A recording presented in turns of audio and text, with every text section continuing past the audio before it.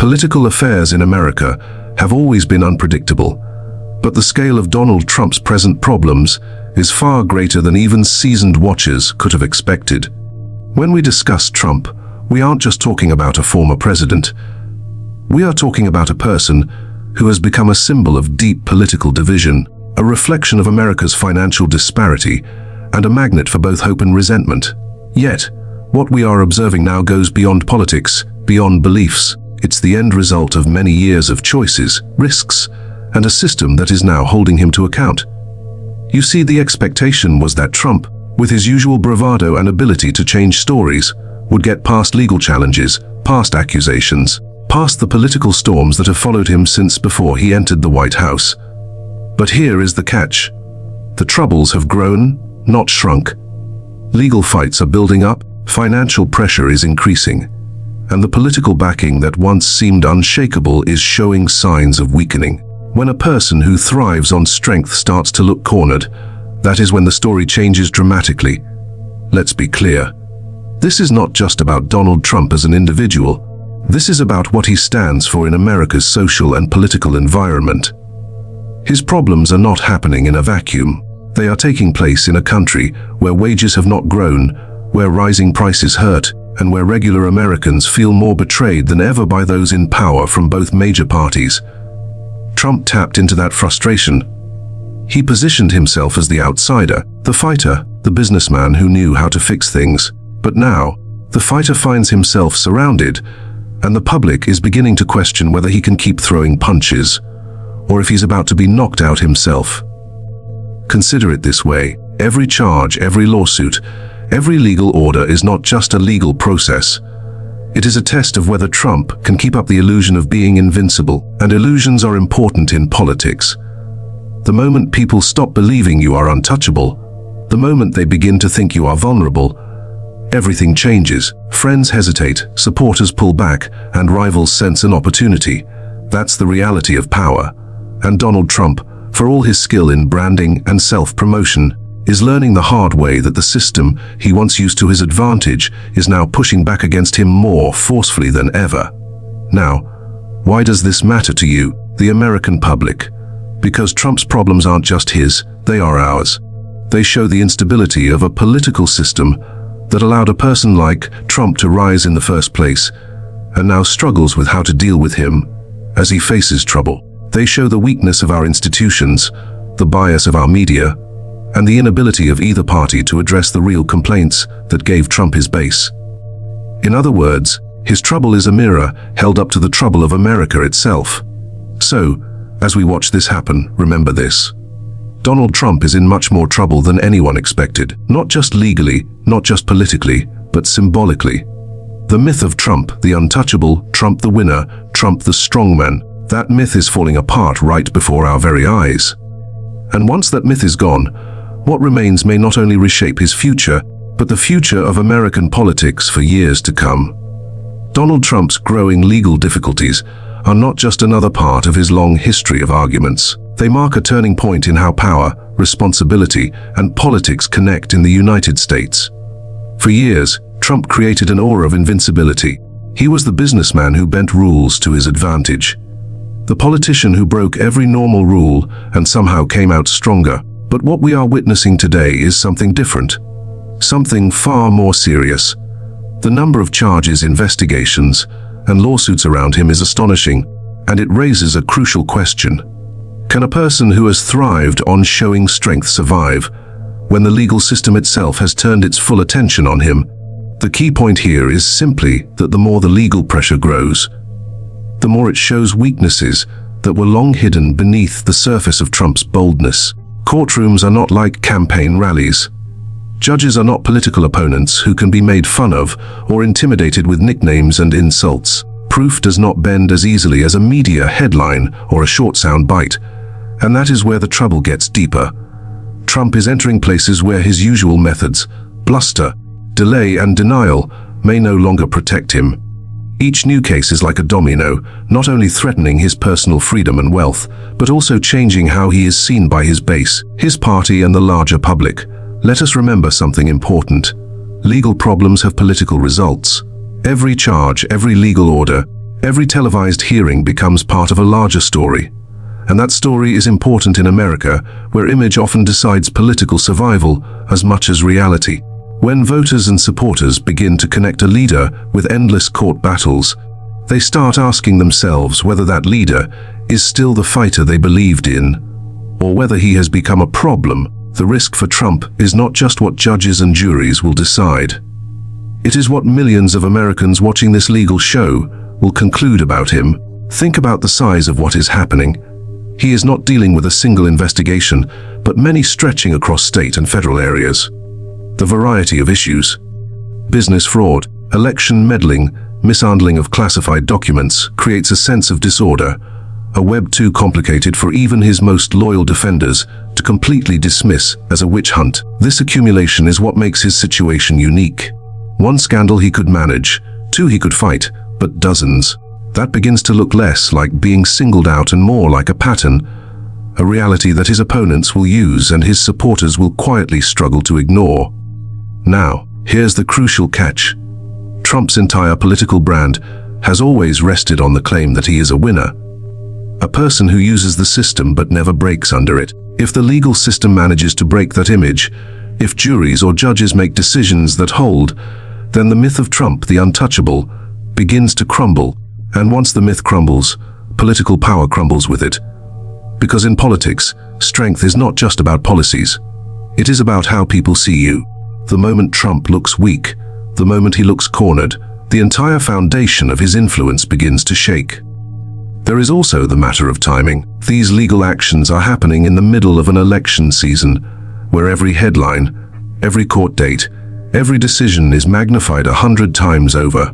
Imagine a candidate who must split his time between rallies and statements, between debates and defense plans. That is not a plan for winning. It is a plan for exhaustion, both for the person himself and for the movement around him. And exhaustion is dangerous because it creates space for rivals both within his party and outside of it to step forward and take on that role of leadership. What makes this moment so extraordinary is not just that Trump is in legal trouble, but that the very system he once controlled is now pushing back against him. The courts, the prosecutors, the evidence, these are not things he can easily tweet away or dismiss with a slogan. They represent a force bigger than him. And for the first time, he is learning what it feels like to face pressure that cannot be moved or ignored. That is why his troubles are more serious than many expected. The person who once seemed immune to consequences is now tangled up in consequences of his own doing. And the American public is watching with both interest and discomfort. And here lies the greatest catch of all. Trump's legal troubles are not just about Trump. They are about America's confrontation with power, privilege, and the limits of responsibility. If someone who has lived so long above the law can finally be held to account, what does that say about the future of politics in this country? And if he cannot, if he gets away once more, what message does that send to every future leader who believes they too can control the system for their benefit? That tension, that uncertainty is why these troubles are so explosive, why they affect things far beyond one man's fate, and why they may reshape American politics for years to come. When Donald Trump first rose to power in the Republican Party, his hold on the base and his ability to frighten rivals created the illusion that his political support was unshakable. He changed the party in his image, moving aside veteran figures and reshaping the platform around his personal brand of populism, nationalism, and defiance. For years, it seemed like nothing could weaken that hold. Not scandals, not impeachment, not even a riot at the Capitol. Yet the cracks that are now beginning to show in his political support are far more significant than many expected, and they show a deeper story about how fragile loyalty is in American politics. The first catch here is this: loyalty in politics is conditional. It lasts as long as it helps the goals of those who give it. Trump's allies stood behind him when he looked like the strongest way for their own power. But as his troubles grow, the calculation changes. Republicans who once shouted his name on stage now quietly express doubts behind closed doors. Supporters who once wrote checks without hesitation are quietly moving money elsewhere. The very foundation of Trump's support, that aura of being unavoidable, is beginning to break apart. It is worth noting that Trump still has immense loyalty from a large part of the Republican base. Millions of voters remain firmly behind him, certain that he alone represents their frustration with elites, globalization, and a political system they feel has ignored them. But here's the danger for Trump. Political support is not just about voters. It's also about the machinery of a party. The strategists, the donors, the governors, the lawmakers who decide whether to throw their support behind a candidate or look for other choices. And when that machinery senses weakness, it begins to think about other options. One of the clearest signs of these cracks is the appearance of rivals within his own party who no longer fear him as they once did. During his presidency, few Republicans dared to openly challenge him. They were terrified of his ability to gather supporters against them. Today, however, the legal problems, the financial burdens, and the constant media firestorms have changed the equation. Ambitious Republicans see a path forward for themselves, and they sense that Trump's dominance may not be permanent. That's why figures who once stayed silent are now trying things out with small criticisms, carefully positioning themselves as the next generation without completely breaking with Trump's base. Here's another catch. The weakening of political support does not happen in sudden explosions. It happens quietly, bit by bit, until suddenly the foundation is too weak to hold. Trump may still fill stadiums, but behind the scenes, doubts increase. Lawmakers figure out whether getting too close to him might cost them elections in swing districts. Supporters question whether investing in Trump is a good bet or a sinking ship.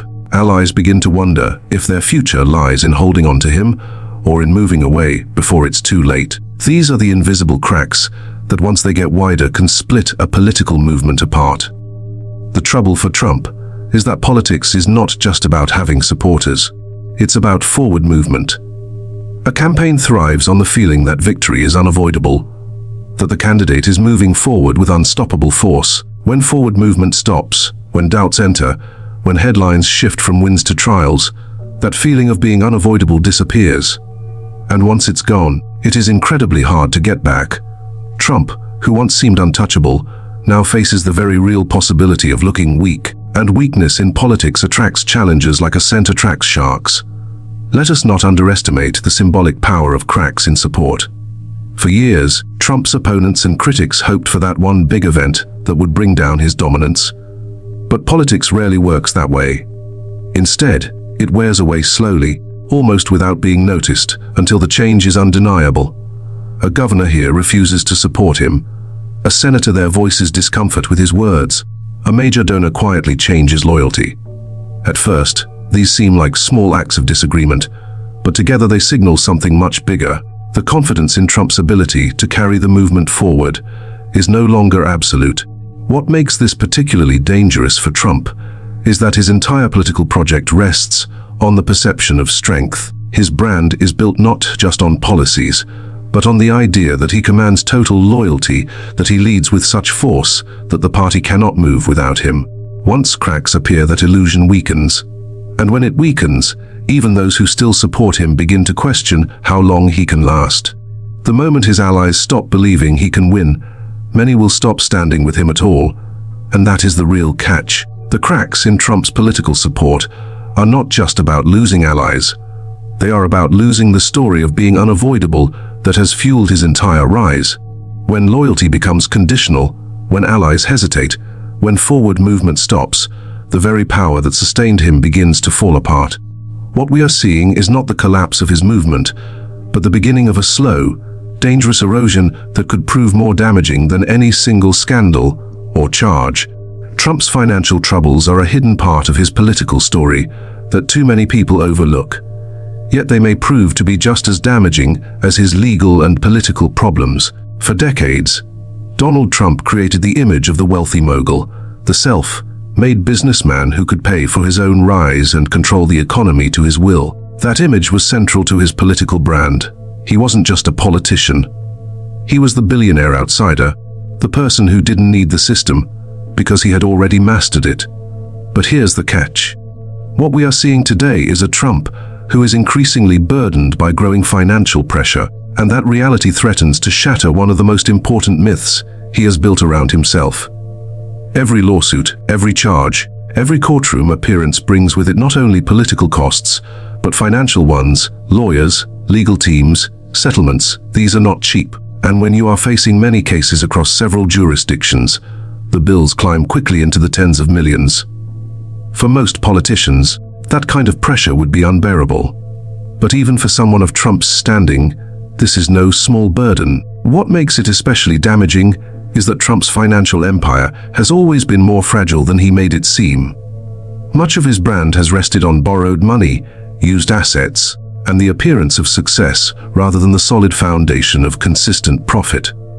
Legal troubles break that illusion, forcing a closer look, and a closer look is the last thing Trump wants. The catch here is this: financial strain hurts credibility. Trump's supporters admire him not only for his politics, but for his supposed success in business. The idea that he is a master negotiator, a person who always wins, is tied to his wealth and his deals. If lawsuits, penalties, and growing debts begin to suggest otherwise, then his image as the businessman president begins to fall apart. When the person who claimed he could make America rich again is struggling to keep his own empire afloat, the inconsistency becomes hard to ignore, even for loyal followers. Consider also the role of donors. Politics, especially at the presidential level, is powered by money. While Trump once bragged about paying for things himself, the truth is his campaigns have relied heavily on donations. Legal bills are now moving millions from campaign funds into defense funds, creating frustration among donors who thought their contributions were going toward beating Democrats, not paying lawyers. This tension matters. When donors feel their money is being wasted, they hesitate to give again. And when new candidates appear, they suddenly look like safer investments. That financial weakening is not just about money. It's about forward movement and morale. Another angle is the way financial pressure spreads. Trump's businesses are not separate from his political struggles. In fact, they are directly connected to them. Investigations into fraud, inflated values, and questionable practices put his companies at risk of losing contracts, licenses, and partnerships. Banks may hesitate to lend money. Investors may think twice. These are the quiet behind-the-scenes consequences that don't always make headlines but can empty out an empire over time. And if Trump's businesses weaken, his ability to show himself as the ultimate winner weakens with them. Here's another catch. Trump's financial troubles are not just personal. They are symbolic. They show the broader issue of how wealth and power work in America. For decades, Trump represented the joining of money and influence, using one to get the other. If his finances now collapse under the weight of legal and political stress, it raises a broader question. How lasting is a system that allows individuals to rise by creating illusions of wealth, and then collapse when those illusions are tested? His financial struggles become a mirror of a larger economic truth that the appearance of success can be more fragile than it seems. And there is the matter of timing. Once again, these financial pressures are not happening in some distant future. They are happening right in the middle of his bid for political survival. Campaigns require money, legal defenses require money, and keeping up the image of wealth requires money. Trump is trying to handle all three at the same time, and cracks are starting to show. Every dollar spent defending himself is a dollar not spent on ads, rallies, or organization. Every report of financial strain feeds the story that the empire is crumbling. And in politics, how people see things often matters more than what is real. The real danger here is cumulative. Legal costs stack on top of political losses. Business setbacks combine with campaign challenges. Financial pressure increases the sense of vulnerability, and vulnerability wears away the very foundation of Trump's image. The person who once claimed he was too rich to be bought is now relying on donors to keep both his campaign and his legal defenses alive. That irony is not lost on his critics, and over time, it won't be lost on his supporters either. So, the catch is undeniable. Trump's financial troubles are not just background noise. They are central to the falling apart of his myth. The billionaire mogul who built his brand on strength and success is now visibly strained. His empire under scrutiny, his donors restless, his resources split. And in politics, once that illusion cracks, it rarely fixes itself. What we are witnessing is not just a person fighting legal battles, but a person struggling to hold together the very image of wealth and power that made him who he is. Donald Trump has always thrived on showing an image of strength, dominance, and being immune to harm. From his earliest days in business to his years in politics, the brand he created was not simply about wealth or leadership, but about being untouchable. He presented himself as the person who never loses, who defies the odds, who bends institutions, but is never bent by them. That myth has been central to his success, because it reassured his supporters that they were standing behind a giant, someone who could take on the establishment and walk away a winner. But here's the catch. What we are witnessing now is the slow weakening of that untouchable image, and it may be the most dangerous development for him yet.